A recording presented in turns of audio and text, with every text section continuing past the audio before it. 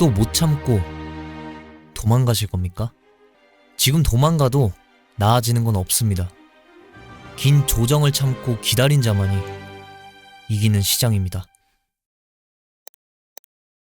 안녕하세요, 비토벤입니다. 지금 현재 트럼프와 해리스의 지지율을 보시면 역전했던 해리스의 지지율이 다시 트럼프와 박빙으로 뒤바뀐 모습을 확인할 수 있습니다. 해리스의 지지율이 이렇게 떨어지게 된 이유로는 바로 이번에 열린 크리스토퍼 해리스에서 주최한 타운홀 미팅이 실패로 끝났기 때문인데요. 이번 타운홀 미팅에서는 해리스가 가상자산에 대한 입장을 표명해 줄 수 있을 줄 알았지만 여전히 해리스는 입을 열지 않았습니다. 마라톤 디지털 CEO 프레드 틸은 해리스가 입을 앞으로도 열지 않을 것으로 보고 해리스의 입장에 따라 미국 내부에서 비트코인을 채굴을 하지 않고 해외로 나가서 비트코인 채굴하는 것을 고려하고 있다고 하네요. 하지만 유명 기업가이자 투자자인 케빈 오리어리는 해리스와 트럼프 누가 되어도 가상자산을 위한 정책은 결국 만들어질 것으로 보고 있고 해리스가 아직 입장을 내놓지 않는 것 또한 긍정적인 방향으로 보고 있습니다. 왜 입장을 내놓지 않는 것이 긍정적일까요? 이 이유에 대해 제미니 창업자 타일러는 지금 미국의 가상자산 투자자는 무려 5천만 명인데 이 5천만 명이 해리스가 가상자산 업계를 지지하지 않는다면 표를 주지 않겠다라고 얘기해버리면 가상자산의 전쟁은 바로 끝이 날 것이다 라고 입장을 내세웠죠. 저 역시 이와 같은 생각인데요. 가상자산을 투자하고 있는 5천만 미국 국민의 표는 해리스와 트럼프 선거 전쟁을 끝내기 위한 해리스의 마지막 카드라고 생각합니다. 트럼프는 항상 가상자산에 우호적이었고 트럼프는 비트코인 가격이 밑에서 곤두박질 쳤을 때 영웅으로 등장했었죠. 해리스 또한 그 순간을 노리고 있지 않을까 생각이 드네요. 해리스는 5천만 가상자산 투자자의 표를 무시 못하고 결국 입을 열게 될 것입니다. 따라서 비트코인 독점을 꿈꾸는 트럼프, 아직 입을 열지 않은 해리스, 그 누가 되어도 가상자산 시장은 발전할 수밖에 없다는 것이죠. 지금 미국뿐 아니라 전 세계가 가상자산 시스템을 도입하고 있는 중인데요. 두바이에서는 가상자산을 급여로 지급하는 것을 승인했다고 합니다. 가상자산을 급여로 지급한다는 건 가상자산이 가치가 있는 재산으로 인정받았다는 것과 같은 의미인데요. 지금 비트코인을 법정화폐로 만들기 위한 준비를 하고 있는 아르헨티나에서는 바이비트가 VASP와 협력하여 카드 결제 시스템까지 도입했다고 합니다. 이건 아르헨티나의 시장의 입지를 강화하고 이런 서비스를 제공함으로써 더 많은 사용자를 유치시킬 수 있는 거죠. 여기서 매우 중요한 소식으로 자본의 끝판왕 중국에서도 이제 며칠 내로 암호화폐 금지를 해제할 것이라고 합니다. 중국이 가상자산 시장에 뛰어든다는 건 매우 중요합니다. 그 이유는 트럼프는 미국이 하지 않으면 중국이 할 것이다 라는 말로 중국이 가상자산 시장을 받아들이는 것에 대해 견제하고 있는 모습을 보여주었었죠. 지금 중국은 빠른 경제 성장으로 미국을 위협하고 있고 더 나아가 기축통화국 거론까지 나오고 있는 상황입니다. 이런 중국이 가상자산 시장에 본격적으로 들어온다면 비트코인을 뺏기기 싫은 미국은 더욱 빠르게 가상자산 시장을 발전시킬 가능성이 크죠. 이에 따라 이번 중국의 본격적인 가상자산 시장 투입은 미국에게는 새로운 자극이 될 것이고 미국이 더 빠르게 시장을 받아들일 수 있는 계기를 만들어준 것입니다. 또 중국의 가상자산 시장 투입은 중국과 미국의 경쟁으로 시장의 확대와 새로운 자금 유입까지 기대해 볼 수 있는 아주 고무적인 소식입니다.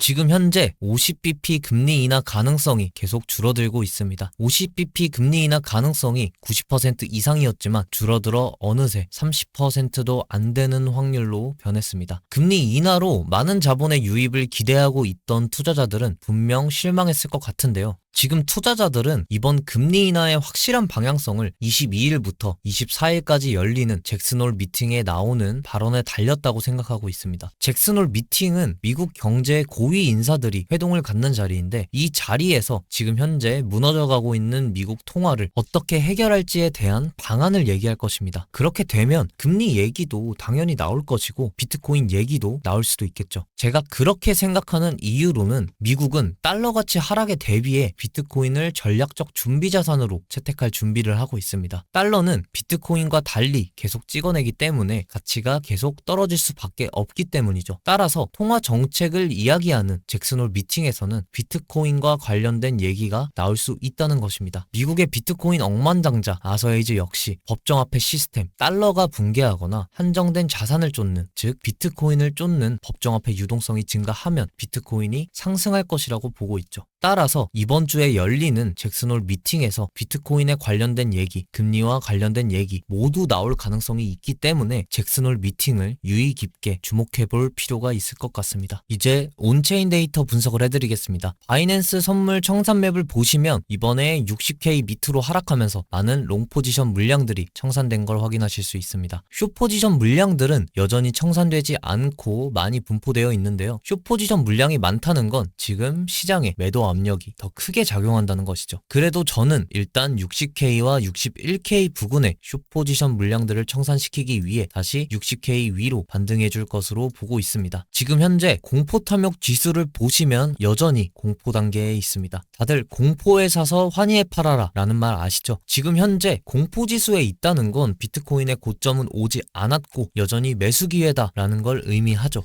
비트코인 실현 손익 차트를 보시면 비트코인이 ETF 호재로 반등해준 시기에 많은 사람들이 크게 이익을 실현한 걸 확인할 수 있습니다. 반면 최근 하락장에서 실현 손실이 더 많아진 걸 확인하실 수 있는데요. 이건 이제 팔 사람들은 이득 보고 다 나갔다. 이제 조정은 끝났다 라는 걸 시사해주죠. 또 비트코인 공급량에 따른 거래 비율을 보시면 지금 가격대인 58K부터 73K 사이에 많은 투자자들이 진입했다는 걸 확인하실 수 있습니다. 얼마나 많은 투자자들이 진입을 했냐면 비트코인의 공급량 중 총 4분의 1이 58K에서 73K 사이에 거래되었는데요. 이 차트가 말해주는 것은 지금 진입한 것이 결코 늦은 진입이 아니라는 거죠. 마지막으로 지금 단기 보유자, 숏텀 홀더 손실률 차트를 보시면 단기 보유자의 80%가 지금 가격보다 높은 가격에 비트코인을 구매해 손실을 보고 있다는 것입니다. 이건 시장이 반등하기 전 항상 있었던 사례로 매도 압력을 가해 시장의 공포 분위기를 조성하고 있는 것이죠. 따라서 여러분들은 지금 물려있다고 한들 이상하고 부끄러운 것이 아니라고 생각하셔야 합니다. 지금 가격은 시간이 지나고 나면 아무것도 아닌 가격이 되어 있을 테니까요. 이제 영상 정리해드리겠습니다. 카밀라 해리스가 가상자산에 대한 입장을 밝히지 않은 건 마지막 카드로 쓰기 위함일 것입니다. 5천만 가상자산 투자자들을 등 돌릴 수 없을 것이고 무조건 가상자산에 우호적인 입장을 밝힐 것입니다. 중국이 가상자산 시장을 합법화하며 들어올 준비를 하고 있습니다. 중국이 들어오게 되면 시장의 확장과 신규 투자자들과 동시에 많은 자금이 유입될 것입니다. 금리 인하에 대한 방향성이 이번 주 열리는 잭슨홀 미팅에서 보여질 것입니다. 유의 깊게 볼 필요가 있습니다. 많은 단기 홀더들이 손실을 보고 있습니다. 모두 다 똑같은 상황이니 흔들리지 마시고 잘 보유하고 계시길 바랍니다. 이상으로 영상 마치겠습니다. 시청해주셔서 감사하고 영상이 도움되셨으면 구독과 좋아요 부탁드립니다. 감사합니다.